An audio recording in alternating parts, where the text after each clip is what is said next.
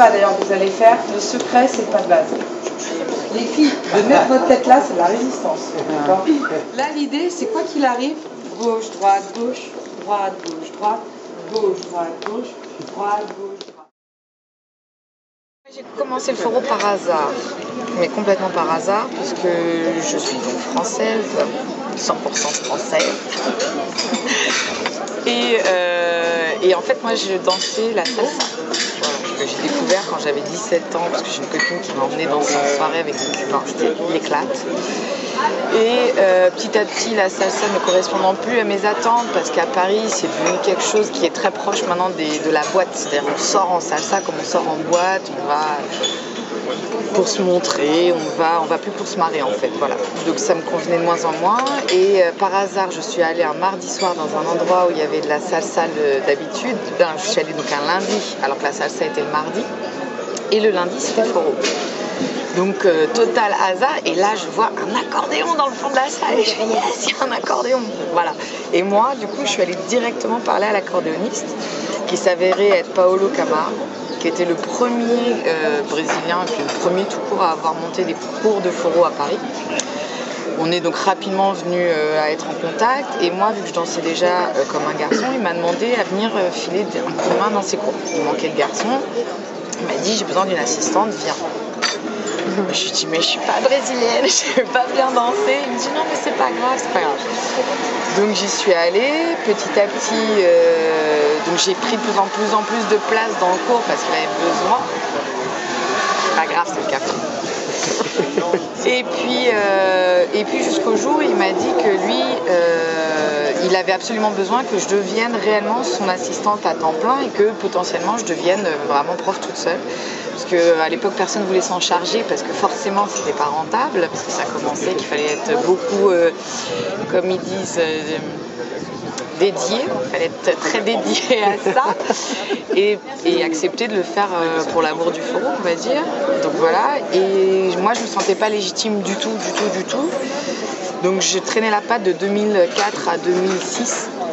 Sauf qu'en 2006, j'ai fait un voyage au Brésil où je suis restée longtemps. Je suis restée 3 mois. Donc j'avais déjà fait un premier voyage en 2005 où j'étais restée 1 mois. Et quand je suis rentrée en 2006 de ces 3 mois au Brésil, j'avais dansé à peu près avec tout le monde au Brésil. Je me suis bien rendu compte que j'étais pas une usurpatrice. Je pouvais montrer des choses aux Français. Je savais danser, j'avais dansé un peu avec tout le monde. Et j'avais pas eu de problème violent. Voilà. Donc je me disais que finalement ça pouvait se faire. Et donc petit à petit j'ai accepté le défi d'être prof de fourreau. Ça n'a pas été simple parce que je suis une fille et que c'est dans les milieux de la danse de couple, c'est quand même des milieux hyper macho, hyper fermés. Quand tu es une fille, les garçons ils pensent que tu peux pas leur enseigner le fourreau, ce qui est hallucinant, mais ils le pensent. Donc j'ai un peu galéré avec ça et j'ai eu quelques réactions violente et raciste peut-être un peu des Brésiliens. Ouais, je sais pas si le mot raciste et voilà, c'est un peu fort, mais en me disant attends, t'es française, tu piques le pain des Brésiliens, comment ça c'est toi qui fais ça, alors qu'on est venu me chercher, donc c'était un peu compliqué pour moi. Et puis en fait, vu que je le faisais de bon cœur et que surtout je le faisais quoi qu'il arrive, à un moment donné ça s'est tué tout ça et maintenant ça se passe bien, voilà, il n'y a plus ce problème là. Et je pense au contraire que le fait d'avoir été française, c'est ce qui fait que ça marche aujourd'hui à Paris. Parce que mon exemple finalement pour mes élèves, c'est de se dire bon, je suis français mais j'y arriverai aussi, et y arrive, il n'y a pas de raison. Alors qu'un Brésilien qui dit, dont le discours c'est de dire moi je suis 100% brésilien, je suis tombée dedans quand j'étais petite et si je danse c'est parce que j'ai des gènes, ça démotive un peu le français moyen quand même. Non mais voilà. Donc je pense que finalement cette double culture, et j'essaie vraiment, moi j'ai une formation d'histoire à la base, donc j'ai une maîtrise d'histoire. Donc je suis aussi très intéressée par l'histoire du fourreau et je me suis beaucoup renseignée, c'est-à-dire que je n'ai pas non plus décrété que j'étais prof comme ça du jour au lendemain. Ça m'a pris du temps d'accepter l'idée que je pouvais être prof de fourreau. Et aussi, à partir du moment où j'ai décidé d'être prof de fourreau, je suis allée au Brésil rencontrer Marinho. Donc, Marinho Braz, C'est un spécialiste du fourreau à Rio, et avec lui, voilà, il m'a un peu fait découvrir aussi le fourreau nordistain, qui n'est pas celui qu'on préfère, mais qui existe et qui fait vraiment partie aussi du fourreau. J'ai découvert un peu les autres styles, et puis je me suis posé des questions sur ce que c'était, ce qu'on voulait faire à Paris, etc. Voilà. Et pour revenir à l'histoire du fourreau et du rapport aux Françaises, ce qui est très vrai, c'est que moi, si j'avais pas été française, j'aurais peut-être pas autant voulu faire du fourreau. C'est parce que je suis française, parce que j'aime l'accordéon, parce que je suis très malheureuse qu'en France, il n'y ait plus de musette, que le fourreau m'a fait tilt en fait. C'est vraiment cette histoire d'accordéon et cette histoire de guinguette, de danse populaire, voilà. Et c'est pour ça que le projet d'Arnaud surtout, moi, me ravit, parce qu'en 2006, quand j'ai monté mon association pour donner des cours de fourreau, je l'ai appelé le petit bal perdu. Voilà. C'est pas appelé fourreau, je sais pas quoi, c'est le petit bal perdu, parce que l'idée c'est ça, c'est on a perdu le bal en France, et c'est malheureux. Parce que danser à deux, c'est extraordinaire, c'est sûrement ce qui peut nous arriver de mieux.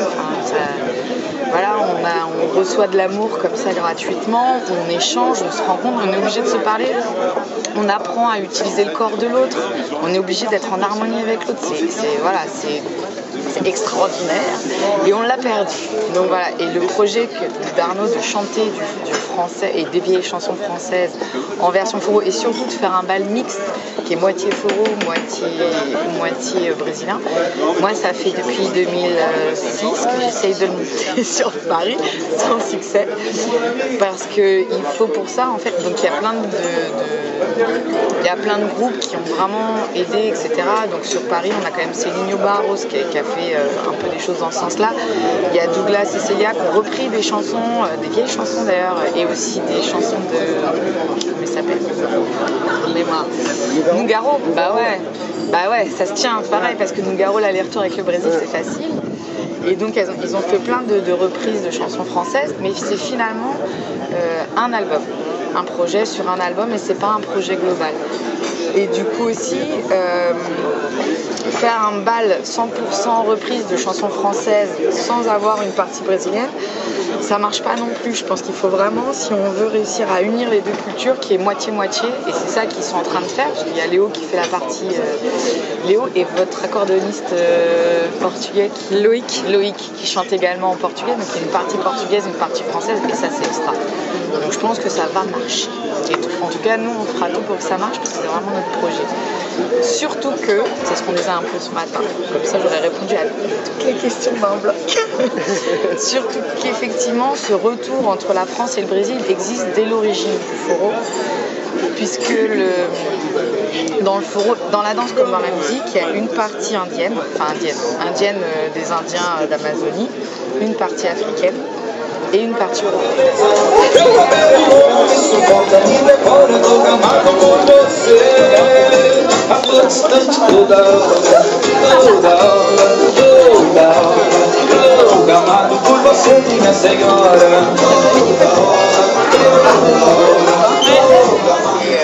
Les pieds, par exemple, toute cette histoire de taper un peu des pieds, par exemple quand on a dans Ciara, là, le tapage du rythme, on tape le rythme avec les pieds, ça c'est complètement indien. Tout ce qui est fesses, le fait de remuer le popotin, enfin, faut pas y chercher bien, c'est les Africains, hein, on fait pas ça en Europe, jusqu'à présent. Et puis après, par contre, la posture un peu droite, ça c'est les danses de salon européennes. Donc il y a vraiment ce mélange-là, et c'est pareil dans les instruments, ce qu'on retrouve, on retrouve un accordéon complète. Voilà, c'est les Italiens qui l'ont ramené en Amérique latine.